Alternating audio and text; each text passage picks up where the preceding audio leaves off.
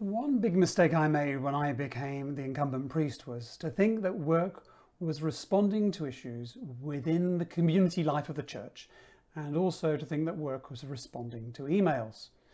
It was too easy to spend a whole day in the church office and then think I had done a good day's work. Instead of that, now I see work in a broader frame. I developed a discipline of spending at least an hour a day leaving the church site and just walking around the local area. I did that walk wearing my clerical collar so people got to know that the community had a priest about. But it was amazing to witness the things that sprang from that very simple discipline. It makes my ministry life better and easier and indeed more productive because some of the most fun and interesting and spirit-filled things happen, I think, at the margins of the mainstream church business. Whoever is not against us is for us. I think indeed there are a lot of people who are for the church, who are willing and able to help us. We need to make contact with them. One mistake I made very early on in my ministry was not to attend to little conflicts or problems in a timely way, not to name them and call them out as soon as it happened. And that way things began to fester, and it made it much harder to deal with things later on if I didn't have the confidence to be able to say, hold on a minute, what did you mean by that? I noticed that you did this. Can you explain to me what your intention was in doing that? If you do it quickly, if you do it in a way that is a question rather than an accusation, you can sometimes head things off at the pass rather than allowing them to grow. So as soon as somebody does something that confuses you or upsets you, just say, I noticed that you moved that box from this corner to that corner. I was just wondering what your intention was in doing that. Was there a reason for that? But not to leave it there for 3 or 4 months and then go, who put this box here? Respond with feedback in a timely way and in a manner that is a question rather than an accusation. Since I have done that, I've found things to be much easier, and I wish I had done it from the very beginning of my ministry. One of the big mistakes I made as a new incumbent priest was I didn't ask for help, and I tried to be everything to everyone, ready and available most of the time. Of course, this was not sustainable, and you can well imagine the results. Working on a 2/3 of a day model of ministry helped. Dividing my day into thirds and only working 2/3 ensured a better balance of work, life and family. Also, instead of trying to do everything myself, now when things need to be done, I ask myself, who can I encourage, enable and empower to do the job? I seek out someone with the skill set and ask them to do the task. And the big one, I then step away, let go and let them perform it.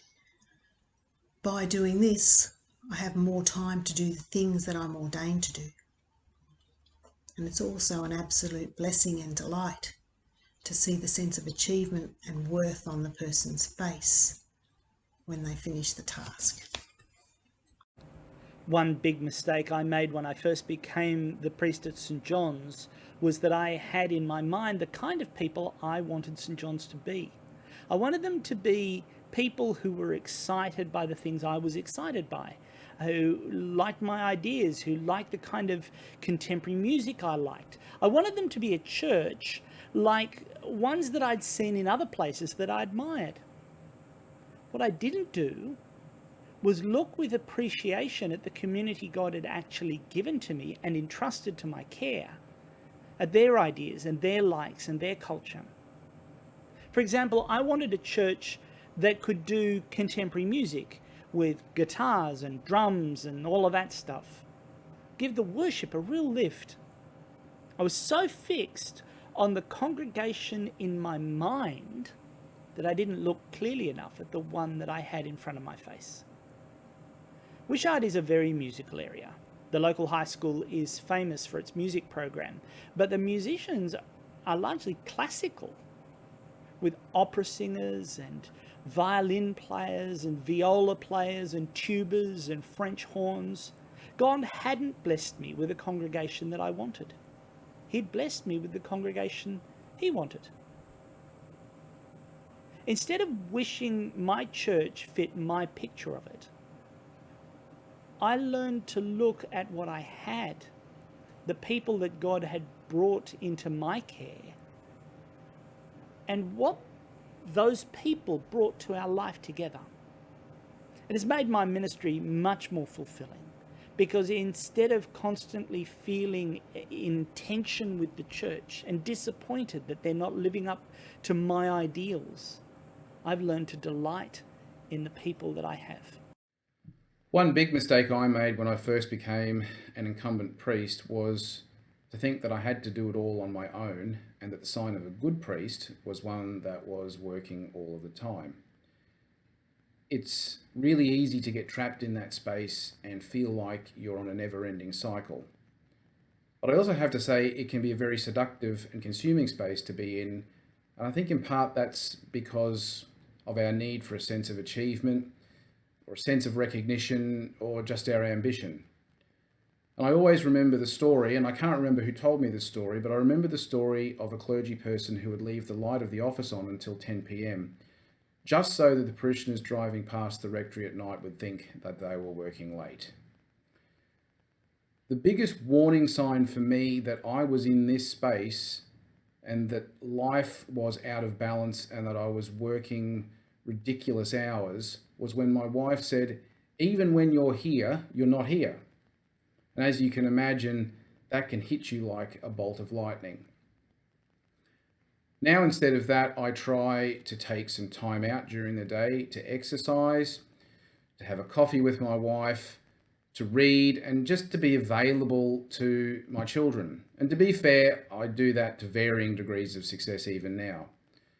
But it actually frees my mind up a bit to think about other things and to notice other things going on. But doing it makes my ministry life better and easier and more productive because when you feel rested, you dispense with some of the cognitive load and you're able to accomplish things more productively.